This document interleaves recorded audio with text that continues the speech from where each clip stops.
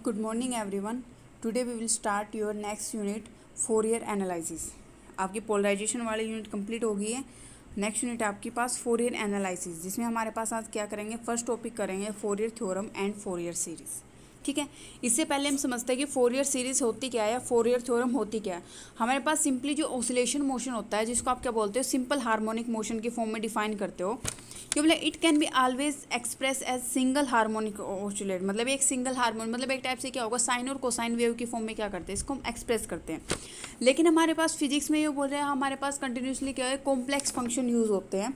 जैसे मेरे पास vibration produce होगी स्ट्रिंग में म्यूजिकल इंस्ट्रूमेंट के, या फिर वोकल कॉर्ड में जो वाइब्रेशन हो रही है, output voltage, current, half wave rectifier, full wave rectifier, mass attach to a spring. मतलब ये सारी चीज़ें क्या करती है, आपके पास वाइब्रेशन प्रोड्यूस करेंगी. और मेरे पास ये क्या है, कॉम्प्लेक्स फिनोमेना है, जिसको हम डायरेक्ट सिंपल हार्मोनिक मोशन से डिस्क्राइब नहीं कर सकते. तो इसके लिए मेरे पास क्या होगा, एक मैथमेटिशियन थे फोरियर, तो उन्होंने मेरे पास क्या था, फोरियर थ्योरम को इंट्रोड्यूस किया था. ठीक है. जिसकी हेल्प से हम क्या करेंगे, जो कॉम्प्लेक्स फंक्शंस है इनका क्या करेंगे, कॉम्प्लेक्स पीरियोडिक फंक्शंस का क्या करोगे, सॉल्यूशन फाइंड आउट करोगे. अब यहाँ पे आया है कॉम्प्लेक्स पीरियोडिक फंक्शन. अब पीरियोडिक फंक्शन होता है क्या, पीरियोडिक फंक्शन क्या होगा आपके पास, ए फंक्शन जो टी टाइम के बाद मेरे पास क्या हो गया, रिपीट हो रहा है. जैसे मेरे पास हमने लिखा है, ये लिख रहेगा F X plus T is equal to F X. ये बोल रहा है एक फंक्शन है जो टी टाइम के बाद मेरे पास क्या हो रहा है, सेम वही वैल्यू दे रहा है. जैसे मेरे पास साइन फंक्शन की बात करें, साइन जीरो पे क्या होता है आपके पास, सॉरी साइन जीरो पे आपके पास क्या होगा, जीरो. और साइन मेरे पास क्या होगा, टू पाई पे भी क्या होगा, जीरो. वैसे साइन मेरे पास किस पे, पाई पे भी क्या होगा, जीरो होगा. तो मेरे पास क्या होगा, इसका पीरियड क्या होगा, ये बोल रहे हैं अगर मैं एक्स की जगह क्या रखूँगा, यहाँ पे zero plus pi is equal to F zero रखो, तो मेरे पास क्या देगा, सेम पीरियड देगा ना. तो इसका मतलब मेरे पास क्या है, पीरियडिक फंक्शन है. ऐसे मेरे पास कोसाइन की वैल्यू देखोगे, जीरो पे मेरे पास क्या होगी, वन. और फिर टू पाई पे जाके आपके पास वैल्यू क्या मिलेगी, वन. तो मेरे पास ये भी क्या है, पीरियडिक फंक्शन है. इसका पीरियड क्या होगा, टू पाई का पीरियड हो जाएगा. टेन एक्स मेरे पास पीरियडिक फंक्शन है, जिसका मेरे पास पीरियड क्या हो जाएगा, पाई. ऐसे सेम मेरे पास, मतलब कोई भी फंक्शन जो मेरे पास क्या होगी, वैल्यू को रिपीट करेगा उस पर दोबारा, किसी टाइम के बाद, किसी पीरियड के बाद वैल्यू क्या हो रही है, सेम वैल्यू आ रही है, तो उसको क्या बोलोगे, आप पीरियडिक फंक्शन बोलोगे. और मेरे पास जो टाइम है उसको क्या बोलोगे, उस फंक्शन का पीरियडिक टाइम बोलोगे. ठीक है.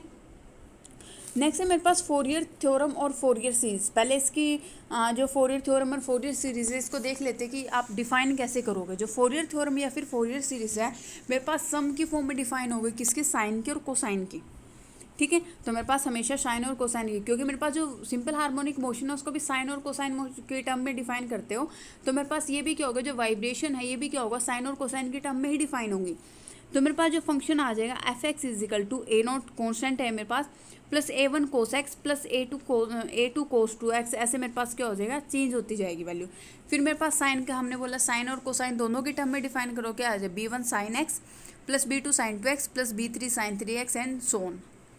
जो मेरे पास क्या होगा, अगर सिंपल फॉर्म में लिखे तो हम लिख सकते हैं ए नोट प्लस एन, कहाँ से, वन से इन्फिनिटी तक वेरी करेगा, ए एन कोस एन एक्स. क्योंकि मेरे पास क्या होगा, कोस की वैल्यू अगर वन है तो मेरे पास क्या आ जाएगा, A one cos X. Two है तो क्या आ जाएगा, A two cos two X. Three है तो क्या आ जाएगा, A three cos three X. और एन है तो मेरे पास क्या आ जाएगा, A N cos N X. तो सेम वे में इसको भी हम एक्सप्रेस कर सकते हैं, इसी फॉर्म में क्या आ जाएगा, B N sine N X. और एन की वैल्यू वन से कहाँ तक, इन्फिनिटी तक वेरी करेगी आपकी. A one A two A three A four A N तक जो मेरे पास कॉन्स्टेंट है, B one B two B three B four B N तक जो भी कॉन्स्टेंट है, इनको क्या बोलोगे, फोरियर कोफिशिएंट बोलोगे, जिसको हम इजिली फाइंड आउट कर सकते हैं. ठीक है. जो मेरे पास ये सीरीज़ है, इसको क्या बोलोगे, फोरियर सीरीज एक्सपेंशन बोलोगे, एफ एक्स फंक्शन का. एफ एक्स फंक्शन ने डिफाइन कर रखा ना, तो मेरे पास ये क्या होगी, फोरियर सीरीज एक्सपेंशन होगी, किसकी, एफ एक्स फंक्शन की. Show that complex function F X is made of simple harmonic function with definite amplitude, face और फ्रीक्वेंसी. ये बोले, ये शो कर रहा है कि मेरे पास कोई कॉम्प्लेक्स फंक्शन है, वो मेरे पास क्या होगा, सिंपल हार्मोनिक फंक्शन की फॉर्म में डिफाइन कर दिया, जिसका अलग अलग क्या होगा, मेरे पास एक डेफिनेट एम्पलीट्यूड होगा, फेस होगा और उसकी फ्रीक्वेंसी होगी. अब मेरे पास आती है लिमिटेशन ऑफ फोरियर थ्योरम, या फिर बोल सकते हैं इसकी कंडीशन क्या है फोरियर थ्योरम की, फोरियर थ्योरम अप्लाई कहाँ पे होगी. ठीक है. इस सूट में मेरे पास क्या होगा, जो कंडीशन है फोरियर थ्योरी जहाँ पे अप्लाई हो, जो कंडीशन डिफाइन कर रखे उसको बोलते हैं डी चैटलेट कंडीशन. ठीक है. तो इस कंडीशन के अकॉर्डिंग क्या होगी, फर्स्ट कंडीशन क्या बोलेगी, मेरे पास जो फंक्शन है एफ एक्स फंक्शन जो हमारे पास फोरियर सीरीज को डिफाइन कर रहा था वहाँ पे, ये बोल एफ एक्स फंक्शन की क्या होनी चाहिए, सिंगल वैल्यू फंक्शन होनी चाहिए. सिंगल वैल्यू फंक्शन का मतलब है कि मेरे पास क्या होगा, एक्स की वैल्यू अगर मेरे पास कोई मतलब मान लें एक्स की वैल्यू वन है, तो एक्स की वैल्यू वन पे सिर्फ एक ही वैल्यू देनी चाहिए उसको, ये नहीं कि वन पे मेरे पास दो या दो से ज़्यादा वैल्यू दे रहा है. जैसे मेरे पास हमने एक ग्राफ शो कर रखा है, तो ग्राफ में पॉइंट देख रहे हैं X equal to X nought, X equal to X nought पे ये पॉइंट भी है, ये पॉइंट पे, ये पॉइंट भी। तो मेरे पास क्या, एक पॉइंट पे 3 वैल्यू शो कर रहा है। ये क्या हो गया, तो सिंगल वैल्यू नहीं होगा ना, सिंगल वैल्यू होगा जो एक पॉइंट पे एक ही वैल्यू शो करेगा। जैसे मेरे पास ये ग्राफ है, ये है, एक पॉइंट पे एक ही वैल्यू शो कर रहा है, लेकिन ये क्या 3 वैल्यू शो कर रहा है। तो इसका मतलब इस कंडीशन में आप फोरियर जो सीरीज़ है उसको अप्लाई नहीं कर सकते।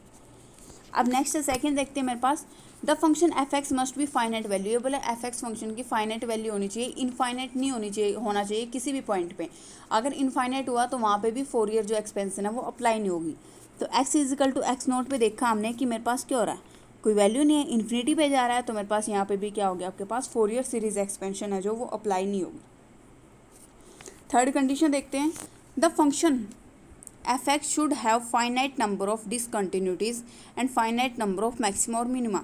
ये बोला फंक्शन की मेरे पास क्या फाइनाइट नंबर ऑफ डिसकंटिन्यूटी होनी चाहिए और फाइनाइट नंबर ऑफ मैक्सिमा या फिर मिनिमा वैल्यू होनी चाहिए। अब डिसकंटिन्यूटी की बात करें, X equal to X nought पे मेरे पास क्या हो रहा है, पॉइंट क्या हो रहा है, दोनों जगह से क्या कर रहा है, डिसकंटिन्यूटी शो कर रहा है। क्योंकि X equal to X nought पे यहाँ पे अलग वैल्यू है, यहाँ पे अलग वैल्यू है, मतलब दोनों फंक्शन तो इक्वल है ही नहीं कि मेरे पास यहाँ पे तो अलग कंडीशन शो कर रहा है। मान लो यहाँ पे X equal to X nought पे एक स्ट्रेट लाइन, बट यहाँ पे शो कर रहा है फंक्शन क्या करेगा, फर्दर डिक्रीज करेगा। तो मेरे पास क्या होगा, ये क्या होगा, एक टाइप से प्रिसाइज रेगुलर फंक्शन बोलते हैं इसको, ठीक है। तो मेरे पास क्या होगा, इसका मतलब यहाँ पे भी मेरे पास एक टाइप से बोल सकते हैं डिसकंटिन्यू क्या होगा, हमारे पास finite discontinuity number of discontinuity होनी चाहिए थी। तो मेरे पास इसका मतलब ये भी क्या होगा, फोरियर सीरीज को शो, मतलब सिंगल वैल्यू होना चाहिए, एक टाइप से कंटिन्यूस फंक्शन बोल सकते हैं, कंटिन्यूस फंक्शन होना चाहिए, और आपके पास क्या होना चाहिए कि फाइनाइट फंक्शन होना चाहिए, मतलब इन्फिनिटी को टेंस नहीं करना चाहिए। उन्हीं कंडीशन में आपके पास क्या होगी, फोरियर सीरीज़ को अप्लाई कर सकते हो। फोरियर सीरीज़ हमें पता है कि क्या होगी मेरे पास, कि मेरे पास जैसे नॉर्मल कोई भी कॉम्प्लेक्स पीरियोडिक फंक्शन है, उसका जो सिंपल हार्मोनिक मोशन से हम डिफाइन ना कर पाए, जैसे वाइब्रेशन है, जैसे स्ट्रिंग से मास को अटैच करोगे वहाँ पे भी वाइब्रेशन होगी, करंट प्रोड्यूस होगा वहाँ पे भी वाइब्रेशन होती है, हाफ रेक्टिफायर, फुल रेक्टिफायर, इन सब में क्या होगा, आपके पास वाइब्रेशन प्रोड्यूस होंगी। तो इन सब को सोल्व करने के लिए मेरे पास क्या होगा, फोरियर सीरीज़ को डिफाइन किया, फोरियर थ्योरम को डिफाइन किया गया है, जो एक कॉम्प्लेक्स टर्म को ही शो करेगी। और मेरे पास क्या होगा, फोरियर सीरीज सम होगी साइन का और कोसाइन का, जिसके पास मेरे पास ये वैल्यू गिवन है आपके पास इसका, ठीक है। ये क्या थी आपके पास, Fourier theorem and Fourier series.